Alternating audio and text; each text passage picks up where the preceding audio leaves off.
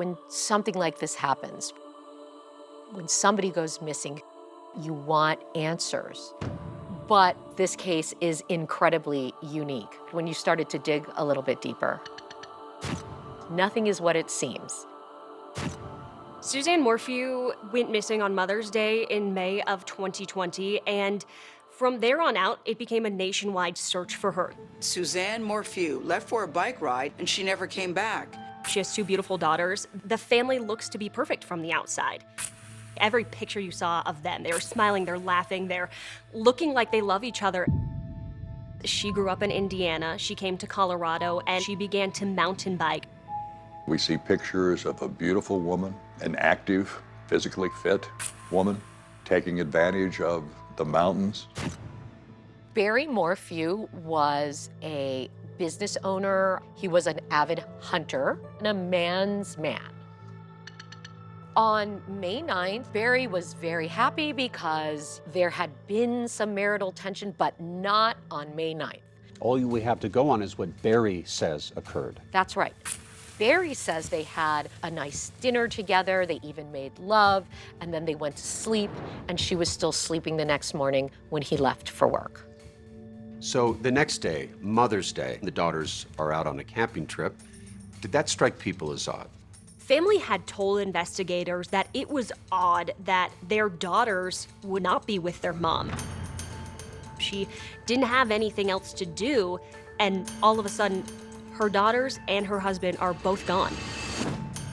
Barry Morphew said he texted his wife, Suzanne, to wish her a happy Mother's Day. He received no reply. He had contact with his daughters, back and forth, can't get a hold of Mother. And then someone contacted a neighbor. Right.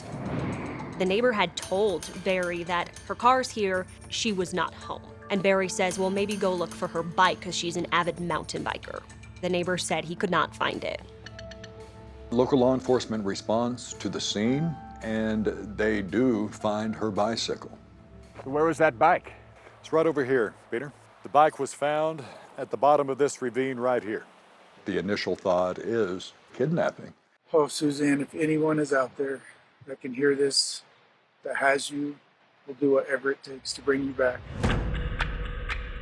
So about 10 days into the investigation, they learn about a piece of technology that we have an example of right in front of you. What is that? Right, so they find a spy pin. It looks something like this, and they find it in the master bedroom of the Morphew home. It's like James Bond. It's a pen that looks like a regular pen, and it records conversations. This spy pen was given to Suzanne to record Barry Morphew in hopes of catching him in an affair. It backfired, in fact. As a matter of fact, it backfired. Captured on the spy pen is a conversation between Suzanne Morphew and somebody named Jeff. And it's clear that Jeff is her lover. They did not know who Jeff was, but it put a new wrinkle into the case for sure.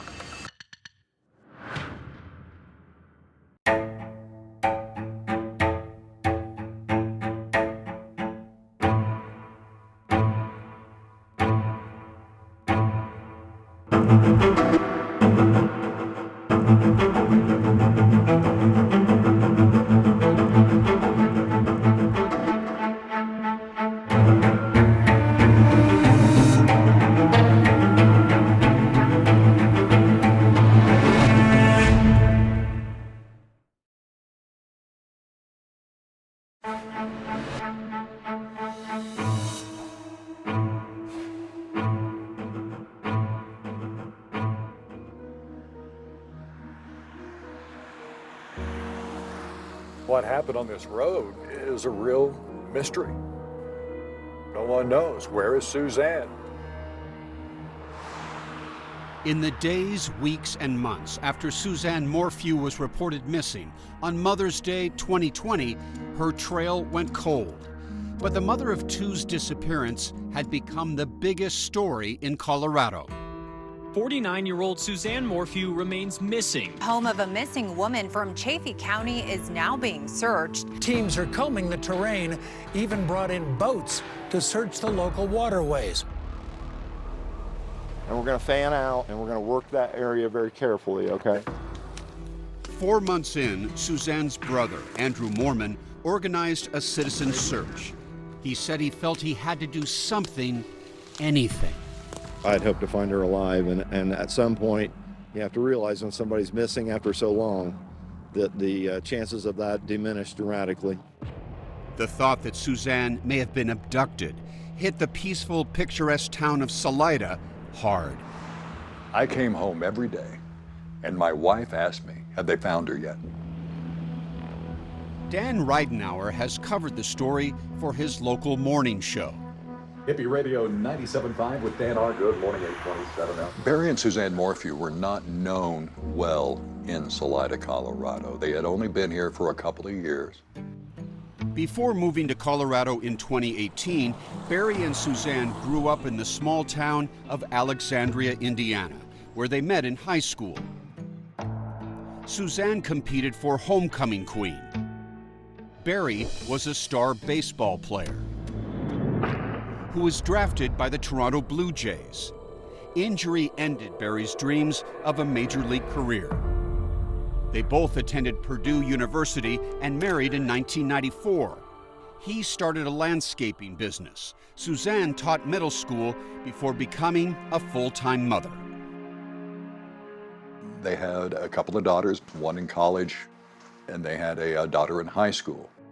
Macy, 16 years old when her mom disappeared, lived at home. Her sister Mallory attended college, and the Morphews told some friends they moved to a home just outside of Salida to be closer to their older daughter. But there were also rumblings about the state of the Morphews' marriage. Maybe a new place, a new home, new scenery around them would strengthen their family and therefore strengthen their marriage. But the move did not appear to improve the relationship. It was a tough time, says her sister, Melinda Mormon. My sister had sent me a text message. It was very lengthy, it was very powerful, it was very revealing. In this Zoom interview, Melinda said she received Suzanne's text 2 days before she disappeared, and it was boiling over with anger toward Barry. The text read in part, "He's also been abusive emotionally and physically. I feel more angry now, anger at what I've allowed." Barry was very dominant in the relationship, and my sister was a very passive, gentle soul. He had a great tendency to overpower and intimidate people to get what he wanted.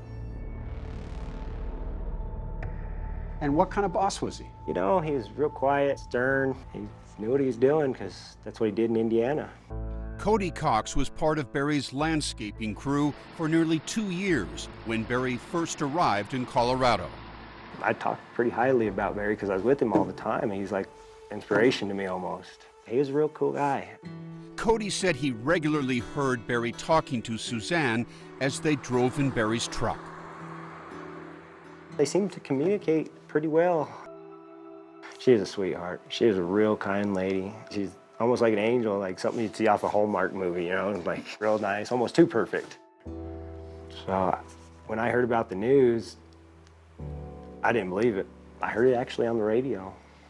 And I was like, did they just say Suzanne? And I was like, oh my gosh, who would even want to hurt her?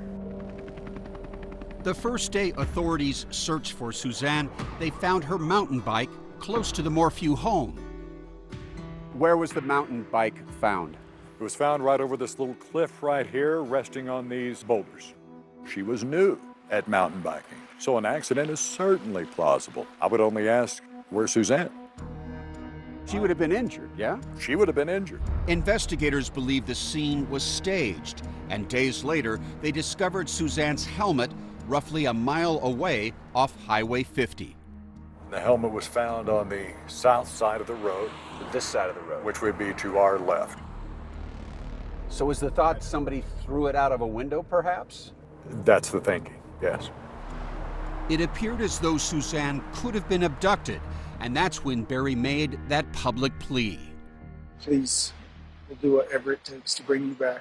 In those early days, Barry had a theory about what happened to Suzanne that he shared with Tyson Draper, who has his own YouTube channel. They happened to meet at the site where Suzanne's mountain bike was found, and Tyson secretly videotaped Barry. The first night there was a mountain lion. The officer seen it walk by the car, so we thought maybe she got attacked by a lion. A mountain lion killed her? If that happened, there would have been signs of that. There would have been blood, there would have been struggle. So that was a very short-lived speculation. Authorities began to doubt that Suzanne even took a bike ride, especially after her sunglasses and hydration backpack were found in her car. Investigators also found her driver's license and credit cards in her Range Rover, but her cell phone was missing. Did Barry Morphew cooperate with investigators during the course of this? He had been interviewed by investigators through the course of it, and he talked to investigators almost every time. 11 News reporter Ashley Franco is live at the Chaffee County Court. Ashley Franco, who reported on the case for the CBS affiliate in Colorado Springs, has read the police documents, and she says Barry has repeatedly told the same story. He came home around 3 p.m. on May 9th, 2020, and had a pleasant evening with Suzanne. The next morning, Mother's Day, Barry says he drove to a job some 3 hours away. He says the last time he sees his wife is when she's sleeping in their bed. As investigators began trying to verify Barry's alibi, they were pulled in a new direction. Suzanne's spy pen had surfaced with that intimate conversation. Now they needed to figure out the identity of Jeff, Suzanne's lover. Could this man have had something to do with Suzanne's disappearance?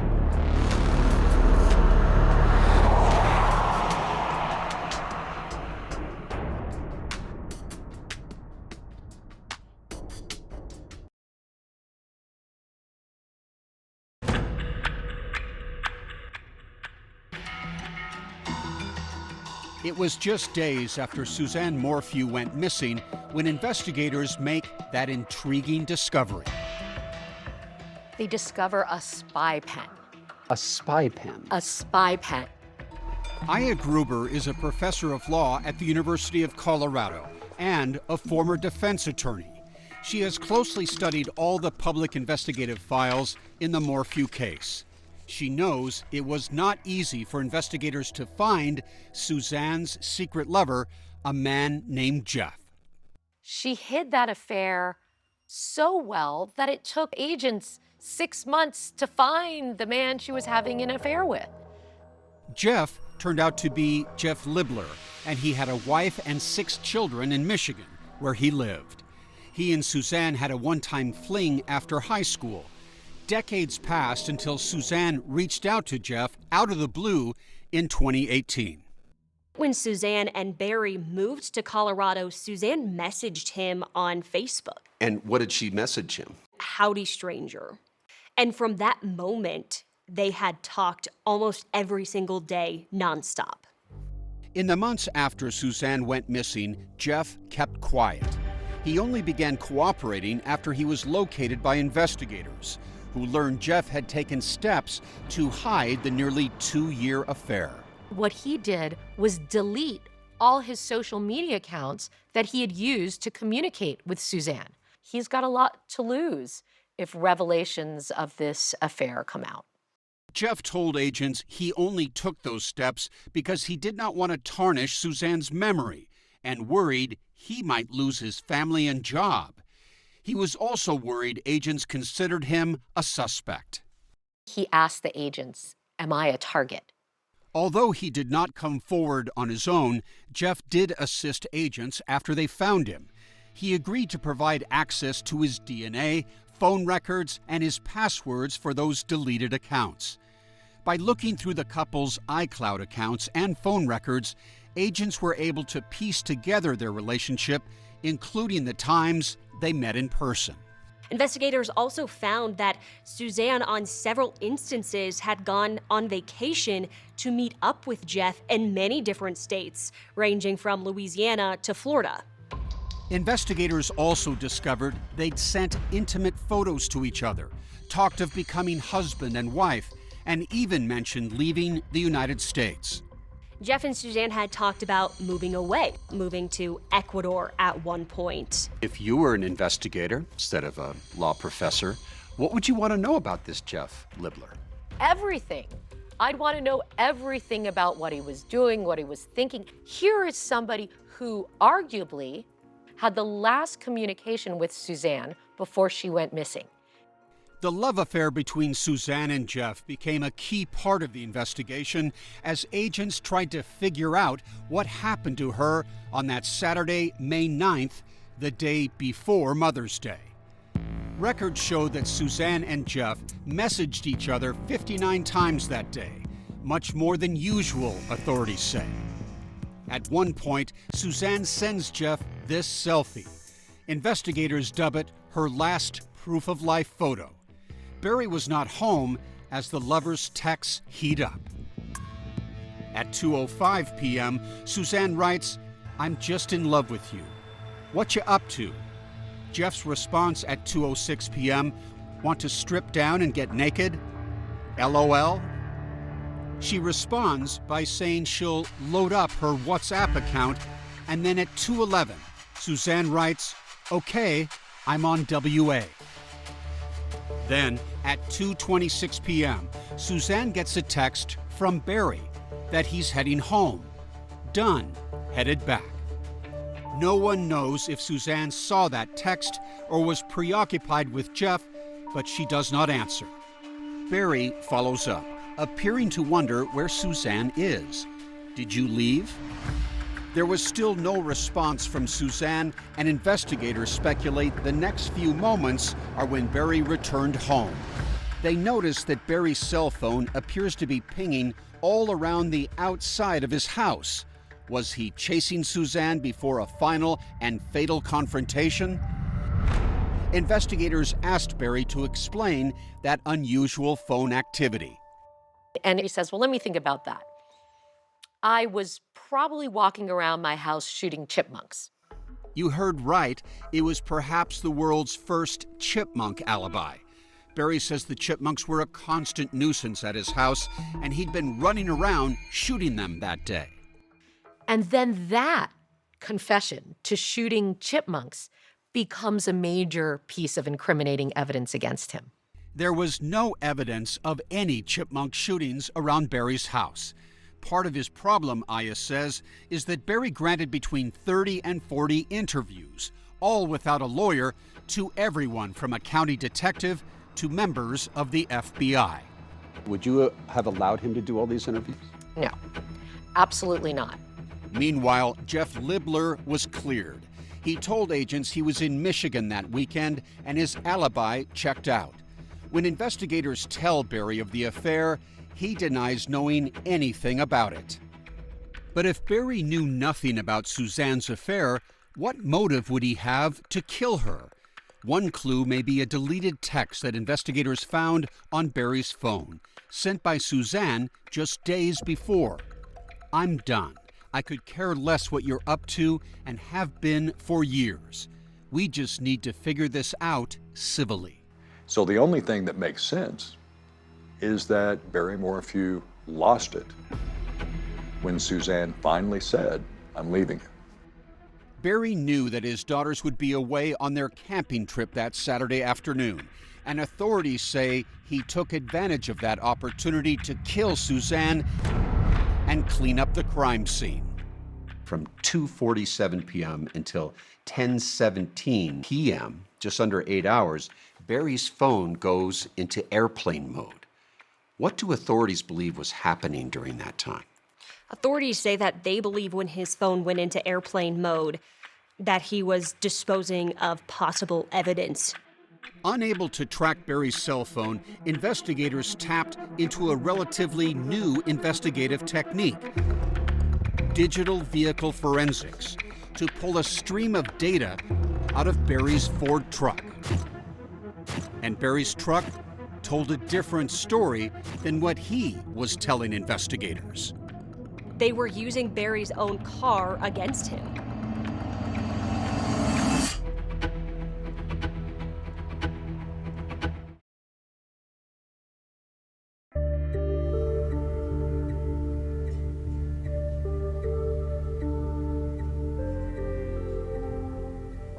Ben Lemire is an expert in the new field of vehicle forensics. Give me a sense of how your technology from your company helps solve criminal cases. So a lot of times it's used to, locate bodies. Lemire is the CEO of the Burla Corporation. Helps get people convicted. It's helped get people not convicted. Investigators from Scotland Yard to the FBI have learned how to use Burla's software to tap into the dozens of computers in a car. It's accurate enough to be used as evidence in court cases, correct? Yes, sir. It's used every day in cases around the world. Cases like the disappearance of Suzanne Morphew. Investigators created a Burla report, meaning they tapped into the data in Barry's Ford truck to track its movements after his cell phone went into airplane mode. A couple of the pieces of evidence that I think are very harmful to his case come from the data in the car. The prosecution's case is that Barry snapped at one point, the day before Mother's Day. Authorities believe Barry killed Suzanne that afternoon. He told agents he went to bed around 8 p.m. that night, but the data pulled from the truck shows that the truck was put in reverse and moved some 96 feet closer to his house around 9:30 p.m. Investigators think that's when he could have loaded Suzanne's body. Initially, Barry told police that he set his alarm for 4:30 a.m. on Mother's Day and left the house by 5 to drive to a job site in Broomfield, a town near Denver, 150 miles from Salida. But the truck's computers show that someone was opening and closing the truck's doors around 3:30 a.m. Investigators believe Barry began driving toward Broomfield much earlier than he claimed. But there is a 4-hour window, approximately 4 a.m. to 8 a.m., when no activity was recorded by the vehicle's computers. There are events in the car that aren't recorded, so they can't give sort of a full chronological picture. And if Barry hid Suzanne's body during that 4-hour window, the truck's data does not provide answers. Why is data missing sometimes? Well, it gets overwritten. It is a computer, and log files, they only last so long. But Barry helped fill in some of the missing data. He told agents he took a left upon leaving his home instead of a right because even though it was dark, he remembered seeing some elk. He saw a herd of elk, and he's a hunter, so he was interested, and he wanted to get an up-close look. That admission was significant to agents because it put him in an area where a key piece of evidence had been recovered. Investigators found Suzanne's bike helmet up that road, so they believe at that point when he turned left instead of turning right that he could have been ditching her bike helmet. At 8:10 on Mother's Day morning, the truck's computers again began recording data. And by then, Barry's cell phone had also come back to life. Agents are able to track Barry's cell and truck movements and can see that he first pulled over at this Broomfield bus stop where he discarded something in a garbage can. And then he moves on to a hotel trash can, a McDonald's trash can, a dumpster in a Men's Warehouse parking lot, and then back to the hotel and dump stuff in a dumpster there. Investigators believe that during these trash runs, he was disposing of evidence in different places within the Denver area. This is a surveillance shot of Barry on one of those trash runs, but investigators could not see what he was throwing away. It may have looked incriminating, but Barry claims it was just another day at the office. He told agents he was merely being cheap, not criminal. And his claim, well, I just always have a lot of junk in the vehicle. I don't like to pay to have it disposed at a landfill. This is just what I do. But it's suspicious that you would go to 5 different trash areas to dispose of several things. Why not just do it at one? After checking out the work site, Barry headed back to his room at the Holiday Inn. And investigators say he stayed there from 12:42 to 6:03 p.m. By then, he'd already spoken to older daughter Mallory, who told him she could not get in touch with her mother. That's when the Morphew neighbors were contacted and could find no sign of Suzanne. Barry asked them at that time if the bike was there to go check on her. Her bicycle is not here. Barry asked his neighbor to call 911. And that's when the call to 911 was placed that Suzanne is missing. Barry doesn't head home immediately, and he is dropping some tools off for his coworkers. Tools including a shovel. With Suzanne now officially reported missing, Barry tells his workers there's a family emergency and arranges hotel rooms with one of those workers taking over Barry's room. When the employee was interviewed, he told investigators that the room that Barry checked out of, it had a strong smell of chlorine or bleach. Which suggests what? That he could be cleaning up a crime scene. Just after 6 p.m., Barry starts driving back to Salida. On the way, Barry speaks to sheriff's deputies who advise him they found Suzanne's bike, and he arrives at that ravine at around 8:40 p.m. And investigators say that when he arrived there, he was pretty emotional for a few minutes. By Sunday night, Suzanne's daughters were back home, but Suzanne is nowhere to be found. No questions asked, however much they want. Barry offered a $100,000 reward for information that was later doubled to $200,000. Investigators later discovered many texts from Suzanne to a close friend that apparently revealed her tormented feelings about Barry. He won't speak of divorce. I feel no peace when he's here. I wouldn't feel safe alone with him. Barry became the prime suspect, and investigators think they know how he killed Suzanne.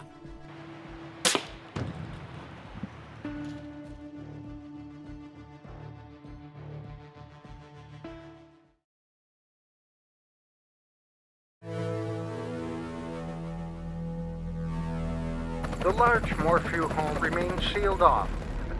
While investigators searched the Morphew home and the family's cars and trucks, Barry continued to talk seemingly to anyone with a badge. Weeks and months went by, and Barry remained at the center of the investigation. Police are absolutely correct, as a statistical matter, to look at intimate partners when they suspect that a woman might have been harmed or murdered. It's something like 8 out of 10 times when a spouse dies, the other one's involved. Absolutely. Sometimes the smallest item will turn an investigation. And in this case, agents seized on this clear plastic cap that a forensics team had found in the family's dryer. Prosecutors believe the cap was from a syringe used to fill a tranquilizer dart. How do prosecutors interpret that? The prosecution's theory is that at some point, when Barry came home on the 9th and snapped and decided to murder Suzanne, he used a tranquilizer dart that you would use on animals. There was no working tranquilizer rifle found in the Morphew's home, but Barry told investigators he was an experienced tranquilizer dart gun shooter. He knew how to load darts with paralyzing chemicals, having used them to illegally sedate deer and remove their antlers to sell. This is a photo of the inside of Barry's garage, with his collection of deer heads and a pile of antlers. We asked Dan Reidenauer to read some of what Barry told investigators. Barry said, the first thing I thought of when I came here and saw deer in my yard with big horns, I'm like, I'm getting them horns. And I'll tell you exactly what I did.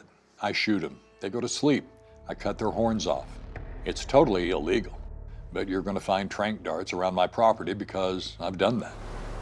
Experts say it can take between 4 and 20 minutes for an animal the size of a deer to drop after being shot with a tranquilizer dart. Agents theorized that Barry's phone had pinged from various locations around the house, not because he was shooting chipmunks, but because he was chasing Suzanne after he shot her. And what are you holding? What I'm holding is a Teledart model 706 rifle. They use this a lot in parks throughout the country. Andrew Caters, owner and CEO of Animal Care and Equipment Services, showed us a tranquilizer rifle he'd typically use on animals.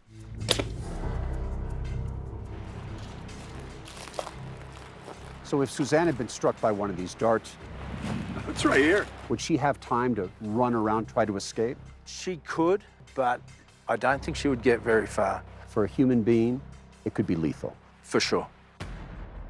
Bolstering the theory that Barry and Suzanne had a confrontation the day she disappeared were apparent scratches seen on Barry's left arm. Agents took the circumstantial evidence they gathered, Barry's apparent suspicious behavior, his contradictory statements, the puzzling data from his truck, Suzanne's disturbing texts, and those 5 trash runs, and brought it all to the district attorney.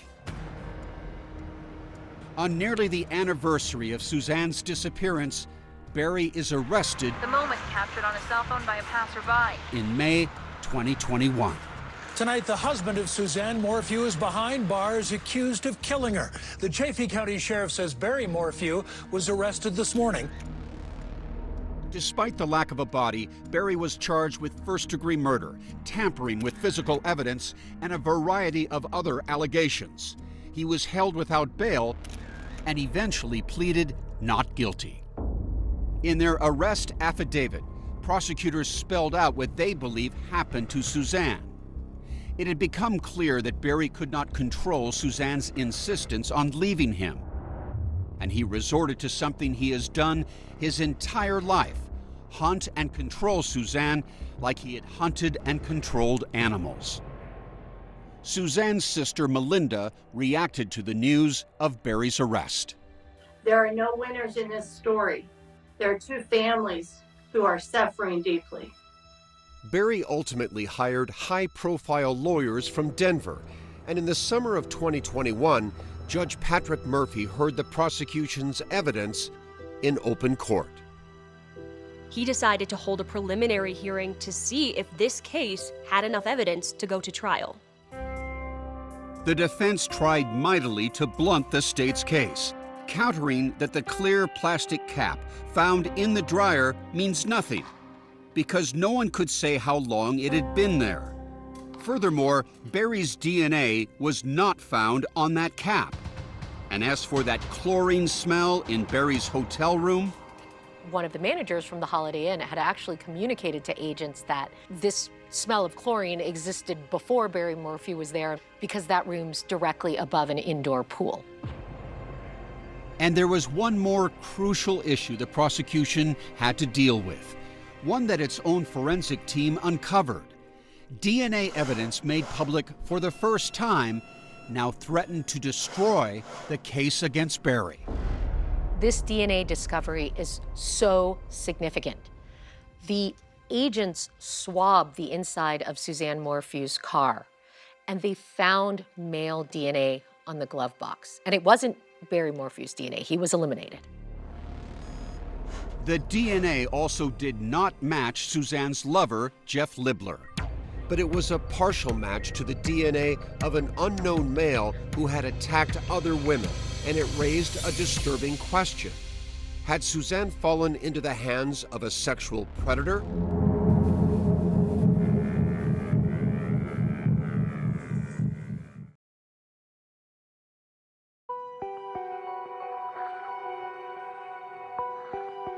In September 2021, at the Chaffee County Courthouse in Salida, Judge Patrick Murphy heard arguments about whether there was enough evidence to try Barry Morphew for murder. The judge named off 3 different scenarios, saying Suzanne Morphew left willingly, Barry Morphew could have killed his wife, or someone else abducted Suzanne and killed her. He said it was unlikely Suzanne had run off on her own, even though she and lover Jeff Libler had discussed moving to Ecuador. The judge says that because of the evidence that's been presented about how loving Suzanne was toward her daughters and toward her family, that she could never do that. But the abduction theory could not be so easily dismissed. especially after that mysterious DNA was found in Suzanne's Range Rover. Investigators learned that DNA at least partially matched the profile of an unnamed man connected to 3 unsolved sexual assault cases in Tempe, Phoenix, and Chicago. So how can that DNA end up in her car? Well, that DNA can end up in her car if she was the victim, for example, of a serial killer, or there could also be potentially an innocent explanation. But it is very, very curious. Barry Morphew can stand up and say, I'm not your killer. The man whose DNA is in my wife's car, tied to past sexual assaults, that's your killer. Barry Morphew absolutely could say that, and that's what his defense is banking on in this case. In frank language, Judge Murphy gave his opinion of the state's evidence. I find that the proof is not evident, nor is the presumption great that Mr. Morphew committed first-degree murder. Despite that, the judge ruled there was probable cause to go to trial. But this judge was very careful to say, look, I'm finding probable cause here, but it's only because I am looking at all the evidence in the light most favorable to the prosecution. At that point, Barry had spent months in jail. The judge says $500,000 cash only bond. And are they monitoring him in some fashion? Barry Morphew is wearing an ankle monitor for them to track him to make sure that he is staying in Chaffee County. A few days later, on September 20th, 2021, Barry Morphew and daughters Mallory and Macy are all smiles as they leave the jail. Barry, how does it feel? How does it feel to be out? They stand firmly behind their dad. Barry declined our request for an interview. Barry Morphew's homicide trial was to begin on April 28, 2022. But in the months leading up to that date, Judge Murphy recused himself, and Judge Ramsey Lama replaced him. And Barry's defense team, led by attorney Iris Eaton, filed motions asking that prosecutors be sanctioned for failing to produce discovery in a timely manner, including some potentially exculpatory evidence, like the male DNA found in Suzanne's Range Rover. There's DNA that is placed on all the critical items of evidence in this case, on the bike helmet, in the house, in the car, that is linked to unknown males. In April 2022, Judge Lama ruled that prosecutors repeatedly had missed deadlines and had failed to turn over important information in the discovery phase. The judge wrote that while he did not find those actions, quote, willful, the court does find this pattern to be negligent, bordering on reckless, unquote. The judge's penalty was to knock out 14 prosecution witnesses, including experts in DNA and cell phone and vehicle data recovery. They would not, he said, be allowed to testify. This case is incredibly unique. Law professor Aya Gruber said the case was going to be an uphill battle for prosecutors even before she heard about the most recent sanctions.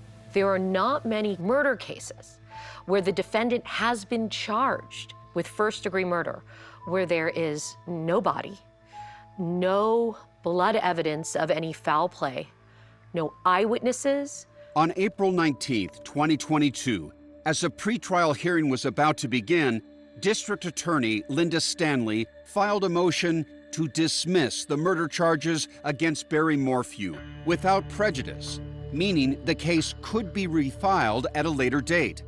In her motion, the DA pointed to the court's decision to bar several key witnesses. Without this crucial evidence and without the victim's body, the people cannot move forward at this time in good faith. Neither Barry, his daughters, nor his lawyer had any advance warning. I didn't know a dismissal was coming today, although the writing was on the wall. In her motion for dismissal, DA Stanley told the judge that officials believe investigators are close to discovering the location of Suzanne Morphew's body. Court papers specifically mention a remote and mountainous region nearby the Morphew residence that will be excavated after 5 feet of snow melts. Where is Suzanne Morphew's body? That is the million-dollar question. Remember, there was an approximate 4-hour gap not recorded by the computers in Barry's truck on Mother's Day morning, 2020. Whether investigators ultimately were able to recover some of that missing data or received a tip about the location of Suzanne's remains is not known. The San Isabel National Forest, again, is 1.1 million acres. There's plenty of places to dispose of the body. Defense attorney Eaton denies Barry has any involvement in his wife's disappearance. Barry Morphew loves Suzanne Morphew. He loves her and he misses her and he wants to know where Suzanne Morphew is. After the judge granted the motion to dismiss homicide charges against Barry, he walked out of court a free man, flanked as usual by his loyal daughters. Suzanne's sister Melinda says she agrees with the request to dismiss charges against Barry at this point. She said she hoped that with more time, searchers will find Suzanne's body and win a solid conviction in her murder. This would dispel all rumors of her whereabouts. And whatever else happens with the case, Melinda says she hopes her nieces keep one thing in mind. Mallory and Macy, your mother would have laid down her life for you girls. She would never leave you. She would never forsake you. She loved you with her whole being.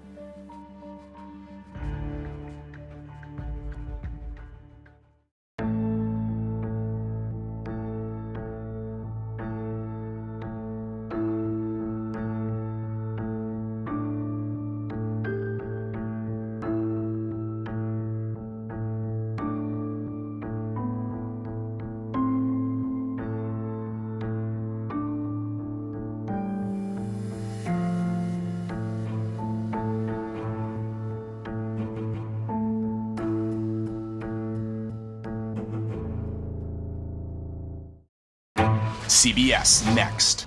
A wife and mother is accused of conspiring to kill her husband. She was the one with all the information and intelligence. But the killer, her lover and alleged co-conspirator, claims he acted alone. That we will stand by our mother and we will fight for her innocence. What does the widow know? 48 Hours next on CBS and streaming on Paramount+.